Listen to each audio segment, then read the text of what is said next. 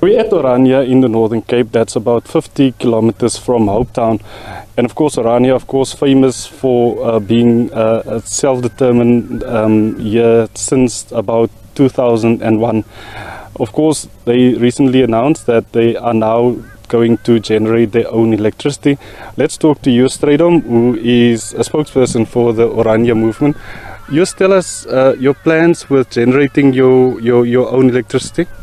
Yes, thank you for the opportunity. I think the important thing is it was always part of the Orania plan to take responsibility for our own community on as many levels as possible, including something like electricity. So this is not something in reaction to load shedding that we see implemented now.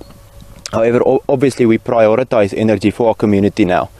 The first phase of our solar farm has just been completed. So what does that mean? That means the solar farm with the private initiatives, which we also incentivize here in Orania for individual home and business owners to get their own solar systems as well. We incentivize that way of doing things.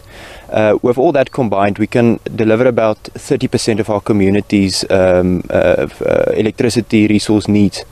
However, we are still tied to the grid, to the Eskom grid, and in multiple phases, of which this is phase 1.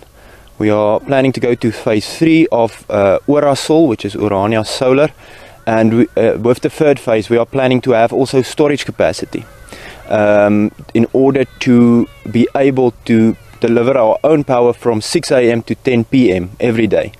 It's obviously a continuous process and we are working on that, getting funding. We as a community receive no funding from the state, not for our municipality and not for our initiatives. So everything we do we need to fund and build with our own labor, and obviously with the first phase now completed, which is a big victory for us, we are now working towards the second and third phase. This also includes the ability to keep our municipal services running, things like important basic services like water and sewage. Even in load shedding, or even if there would be a blackout for a long time, we would be able to deliver those very necessary basic services to our citizens. Yeah, so now we have quite a number of these solar panels already in operation. Tell us, you generate the energy here. At the moment, what happens to that energy? So as I said, this is still a grid-locked system. So our first phase of this solar farm is about 841 kilowatt peak, meaning that that's the amount of electricity we produce at its peak. Currently we put it into the grid, that meaning that the people of Orania basically buy from Orasol, but it goes through the normal municipal channels, and even if the Eskom power is on, obviously then Orania people gets this electricity first, and then we use from Eskom as necessary. We are currently in the process also registering with the National Energy Regulator in order to put more electricity actually into the grid than we as a community use and need, to be able to sell to independent third parties, which is something that you can do via Eskom's infrastructure. So as long as the infrastructure holds, we in the second phase of this project, we would be able to sell electricity from Orania to other communities if we produce more than we actually need. That would be the second phase, and that is what would happen then with the solar power in that phase. In the third phase, as I said, we are planning to make sure that we have the storage capacity, which is going to be a big project, but with our funds and the funds that we can raise, we will make that happen, and then store enough electricity to keep the important economic part of the day with energy, so that people can work. Orania is a fast-growing community, business and economy is booming, and for that reason it is vitally important that we are able to deliver a full day of electricity so that our economy can keep growing. Tell us, in terms of stage 2 and 3, when are we looking at starting those phases, and completion dates, of course, but also you mentioned that it's very expensive. How much are we talking about, and where do you get that money from? The second phase will start the moment that our energy, feeding back energy into the larger Eskom grid is completed, that NASA registration. Then we can start with the actual planning part of that. So the first phase or the first thing that needs to happen is that registration.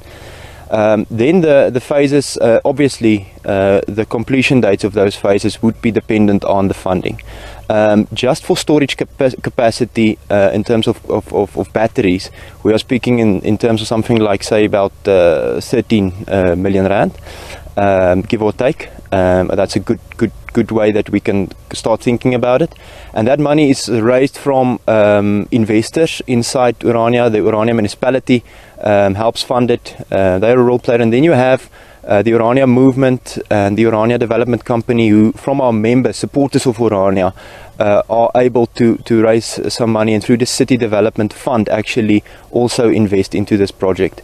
More and more supporters of Orania are willing to either invest or donate and help us make this a bigger and bigger success story. I think on the end, if we don't take responsibility for it by raising funds, by making plans, by selling power back to the people of Orania, it's dependent on us through grace, but obviously dependent on our hard work and our plans to actually raise those funds.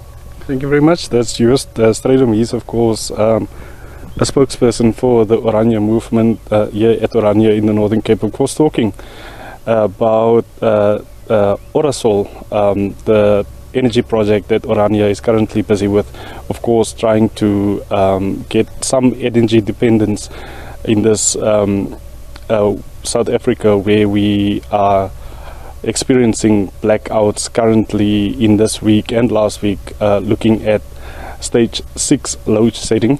So they are currently done with phase 1 and looking forward to phase 2 and phase 3 that will see them getting more and more energy independent from Eskom.